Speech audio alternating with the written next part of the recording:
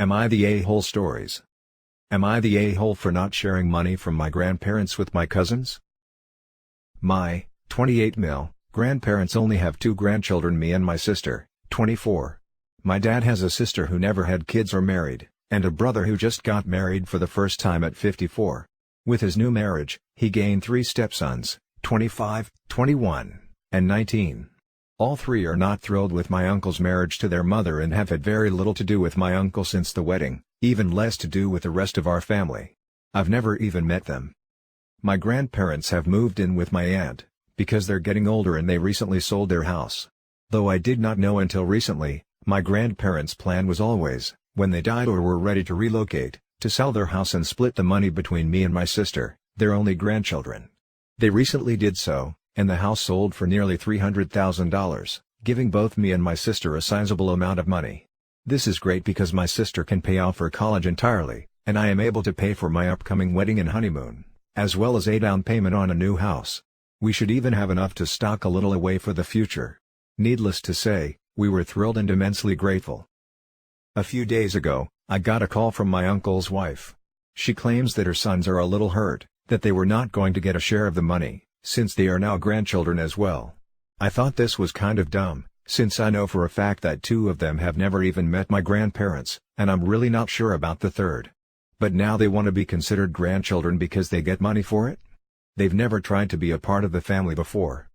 I asked my grandparents and they said it's our money for my sister and I to share with them if we'd like, but basically there's a reason they were left out. Obviously even this large an amount of money is less when split 5 ways instead of 2, and we both really already had plans for the money, so we're leaning towards saying no. Am I the a-hole? Now for the top comments. So not the a-hole.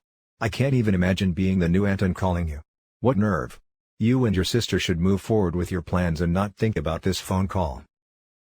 Yep, the new aunt calling me would 100% cement my idea in my head of not giving them money. It was a long shot that they would even be considered, but calling up and insisting? Yeah, F off with that. Not the a-hole. Not the a-hole. This is perfect for r/entitled people. The audacity and rudeness are astonishing. I doubt you're losing much if they never speak to you again. Well, I wouldn't be losing a thing since I've never spoken a word to them in the first place. You might even gain the joy of assuring they'd never speak to you. Keeping the money is a small price to pay for that kind of joy. Not the a-hole. They're not blood, they've made no effort to form a relationship, and it's your grandparents' money, therefore, if splitting it between you and your sister is what they want to do, then that's their decision. Not the a-hole. They are new adult step-grandchildren with no relationship to your grandparents. Don't give them a cent. Your uncle's wife is just greedy. Now for the next story. Am I the a-hole for refusing to share the inheritance from my dad with my step-siblings who treated him badly? Throwaway title sounds bad, but hear me out.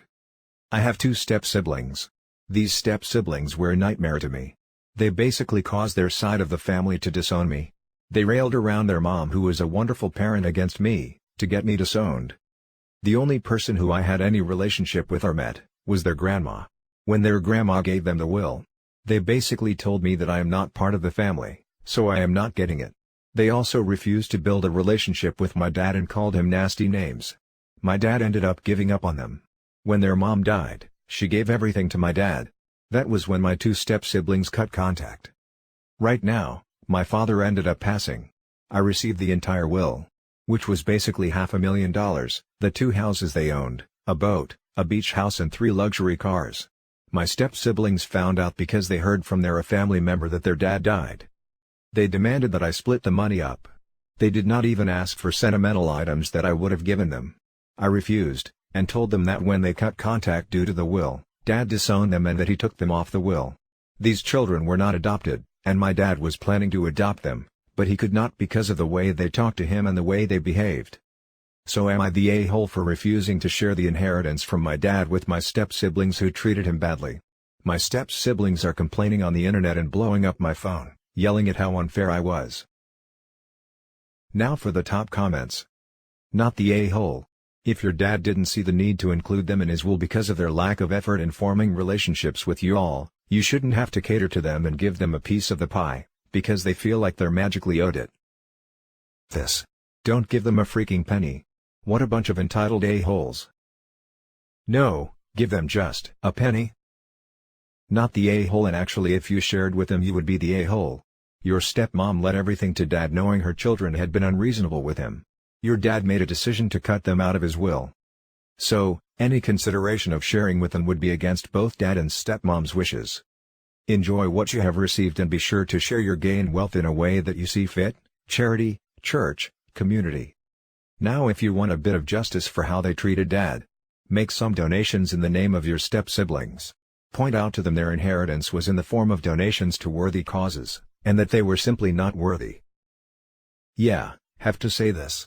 While they are married and it is common for husbands and wives to get each other's assets upon death, step-families make things more complicated.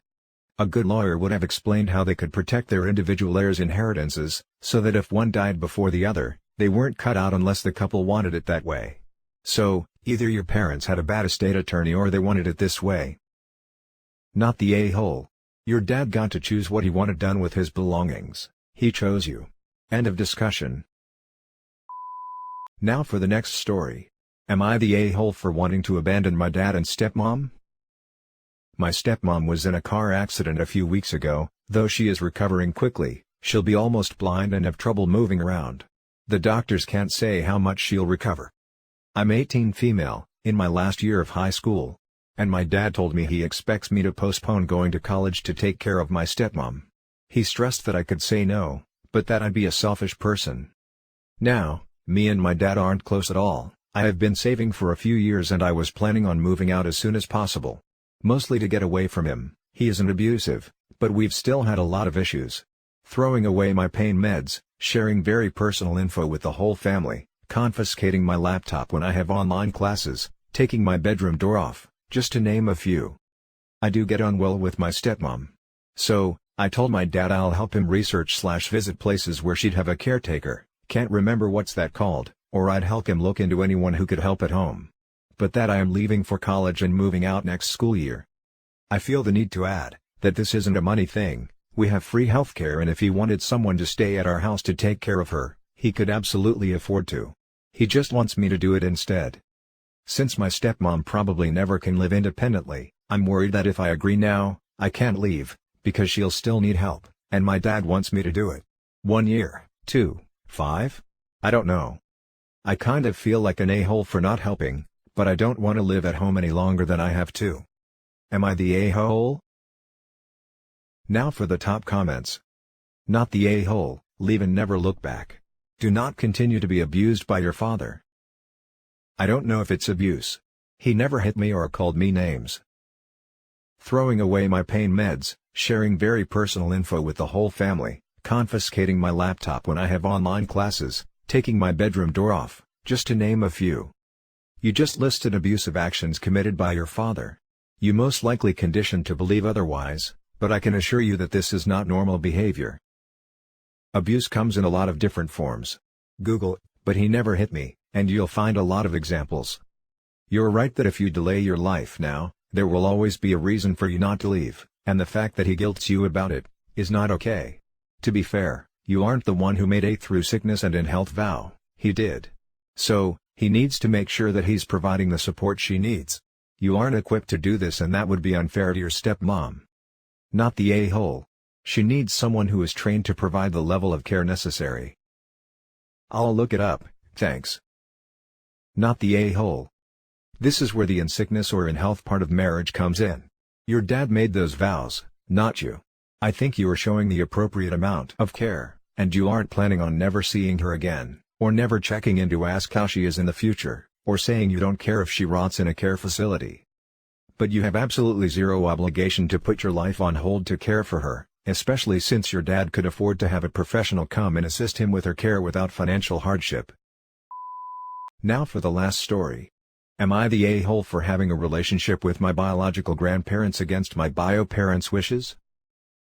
When my parents, 43 male 42 female, were in high school, they had me, 26 male.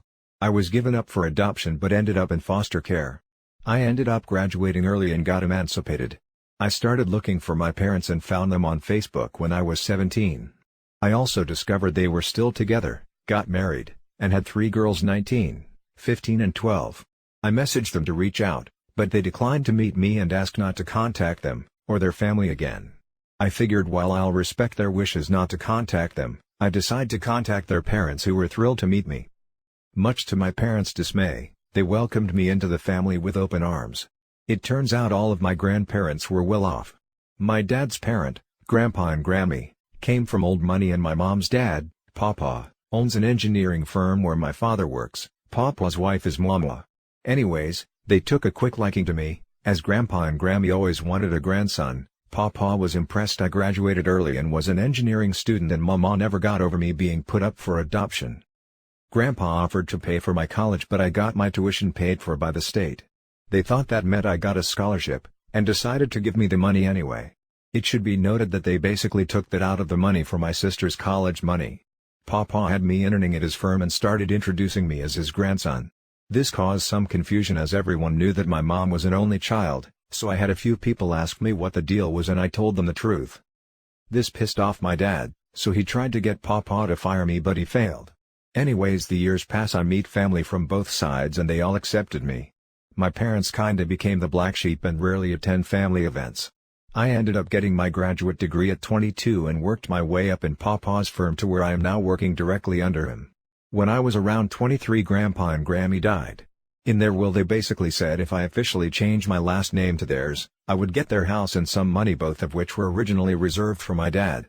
I accepted and changed my name, which by the way is a real pain in the butt. The rest was split equally between my dad and sisters. Needless to say, this pissed my dad off, but it wasn't like he could witch to his parents about it. My dad ended up quitting his job because he couldn't stand to be around me. Unfortunately, he couldn't find anything that paid nearly as much, so my family had some slight lifestyle changes. Am I the a-hole?